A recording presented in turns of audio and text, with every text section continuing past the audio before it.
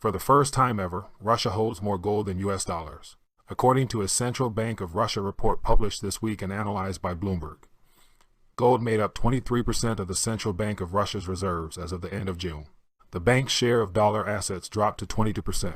In 2018, more than 40% of Russian reserves were in dollars. Russia's gold holdings eclipsed its dollar reserves last year despite a halt in gold purchases.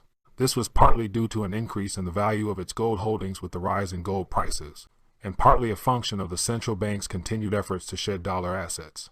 Russia's shrinking dollar reserves was no accident. It was an intentional de-dollarization policy outlined by President Putin to lower the country's exposure to the United States and shield it from the threat of U.S. sanctions. Gold now ranks as the second largest component of Russia's central bank reserves, only behind euros. The Central Bank of Russia has also increased its holdings of the renminbi. The Chinese currency now makes up about 12% of Russian reserves. Before ending its purchase program last spring, Russia was the biggest central bank buyer of gold. The Central Bank of Russia bought for $0.3 billion worth of the yellow metal between June 2019 and June 2020, according to the report. But the Russians were buying gold long before that. The Central Bank of Russia bought gold every month from March 2015. According to Bloomberg, Russia spent more than $40 billion building a war chest of gold over the past 5 years, making it the world's biggest buyer. In February 2018, Russia passed China to become the world's fifth largest gold-holding country. Meanwhile, the Russian central bank was aggressively divesting itself of U.S. treasuries. Russia sold off nearly half of its U.S. debt in April 2018 alone, dumping $47.4 billion of its $96.1 billion in U.S. treasuries, with the U.S. taking advantage of its privilege as the issuer of the world reserve currency to push its foreign policy agenda across the globe. Russia and other countries have made a concerted effort to minimize exposure to the dollar. Even allies such as the EU have created alternate payment channels to circumvent the dollar-based system. We've been watching this de-dollarization trend over the last several years, and have been talking about the push to minimize dollar exposure by countries like Russia and China, and their desire to undermine the ability of the U.S. to weaponize the dollar as a foreign policy tool.